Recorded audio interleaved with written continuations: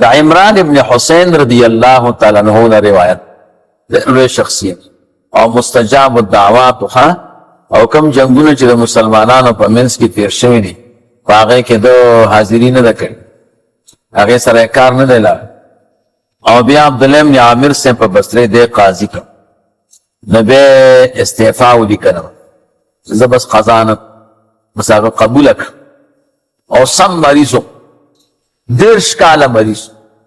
خېټه مبارکه کې زخم پیدا شو بیا خېټه ورته سیري کړې همداسې پرته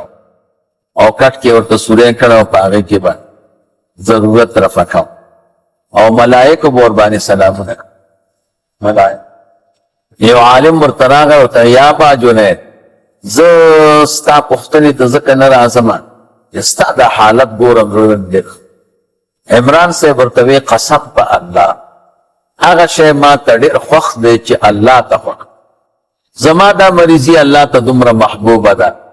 چې ملائکې ما سره مصافحې کوي او سلامونه را باندې کوي نو زما به نه وي خوښ 10 کاله مریض زبردست زاهد او پرهیزګار د $10,000 یو خبره ده دا سره کاپۍ کې دي کوي خاطر ته بیا نه پیدا کړي صحابه والا وایي که نه اولې ورځې خیرات بند اورېدلي اولې ورځې خیرات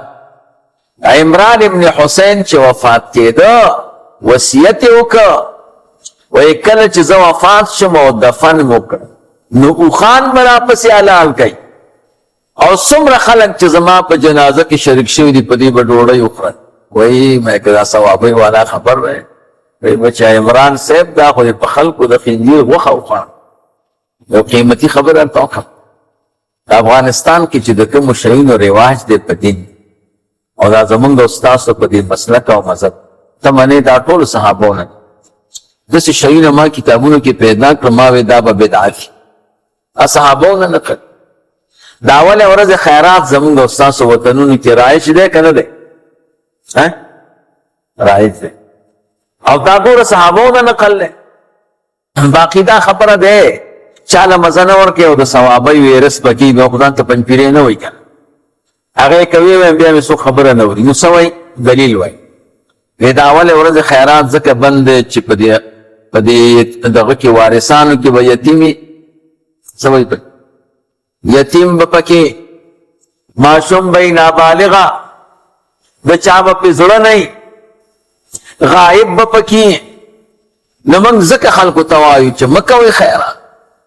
موږ وایو فرین ستا په دې علم حکم عام کې او دلیل خاص عام حکم دی دا دی چې مړي پسې خیرات مه کوئ په اوله ورځ مزه نه درکوي دې ته بانې و ذهن کې مو خبره کېږي که زموږ یو ملګری دی خو ښه سړی خو ویرس پکې شته یو مړي ته تلي و زموږ د ملګري مور مړه وه د هغه پکې اسقاط ورکړه چې د چا مور مړه وه هغه شیخ صاحب نو چې راغی یو ځای کې کېناستې ویل یې غلط کار نو څنګه غلط وی دی د رواج دپاره و مې تا ته څه پته ده چې د رواج دپاره وی زه د علاماتو نه معلوم وم وی زه هم د علاماتو نه معلوم وم چې صحیح صوابۍ وایي هېڅوک غږ نه کوي او ته پکې غږ کې خو تا کې کار دی امام صاحب ته یو سړی راغلی و وی صاحب بېګا رانه غلا شوی او ویلې غل معلومول غواړي پیسې یې نه پټ کړي وی د وړۍ څادر یې رانه پټ کړ څه شي وی چې په چا د شک د ټول جومات ته راوړ ټولې جومات ته راوسته او امام صاحب ورته تقریر وکړه چې غلا ناروا کار دی پردی مال مه خورئ او ګوره بېګا د دې سړي نه غلا وشوه دا غل دومره ساده دی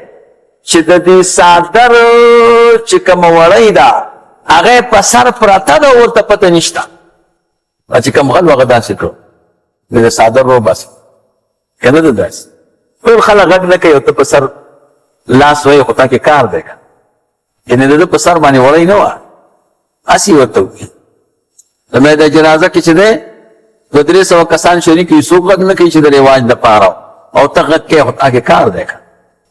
مې راځه هغه مولوي صاحب له پوښتنه وکړه ما مولوي صاحب بیا مې تا چې مور مړه وه او سقاط دې وکړو د رواج دپاره وي خالص مې د الله درده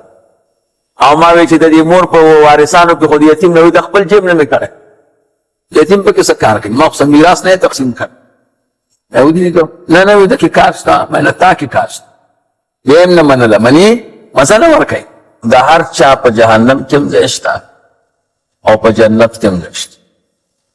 که نیک اعمال یې وکړه جنت ته به ځي که بد اعمال یې وکړه جهنم ته ځي یعنې هر انسان په جهنم کې هم ځای لري او په جنت کې هم ځای لري نو چې جنت ته لاړې نو جهنم کې خو د ځای کې به څوک اوسېږي نو دلته یو کافر دی د هغه ځای هم په جنت کې شته او په جهنم کې نو د هغه ځای به تاله په جنت کې درکړي نو ستا به دوه ځایان شي یو خپل او یو دا او بل کافر او ستا ځای خو هم جهنم کې شته او د کافر هم شته نو کافر ته په جهنم کې دوه ورکړي یو ستا او یو خپل او تاله په جنت کې دوه درکړي یو ستا او یو د هغه بل یعنې د هر چا دپاره یو ځای د استوګنې لیکلی شوی دی یا په جهنم کې یا په جنت کې دریم ځای خو نشته خو د دوو ځایونو کې به یو ځای ته ځي نو قالو یا رسول الله هغه د الله پیغمبره چې خبره داسې ده چې هر څه په تقدیر کې لیکلي دي چې ته به جهنم ته ځي یا به جنت ته ځي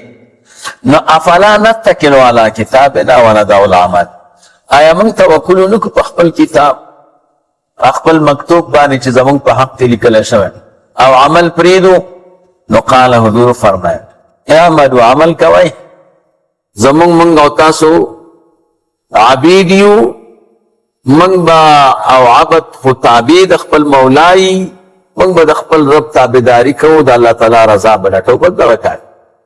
چې ګوره سترګو باندې یو ښځې ته وګورې دا هم ګوره زنا ده دې دپاره چې خلک د دې نظر نه د نظر حفاظت وکړي او دا نه چې کومه زنا نظر د کم نظر چې مقدمه د زنا ګرځي چې د هغې نه ځان وساتي دا ښځې ناستې ښه او بس موبایل کې ګوتې وایي هسې نمبر میلاوی بس صوفي صاحب پکې میلاو شي ښځو سره خبرې ونه کوي چې میلاو شي بس هغه دوکه کړي او دې لپاره یې کوي چې بس وخت یې او تا ته وایي ځي لوړ وکړه چې د الله فضل نه عابد سئ نو دې فتنو کې سړی ګیري که نه ده داسې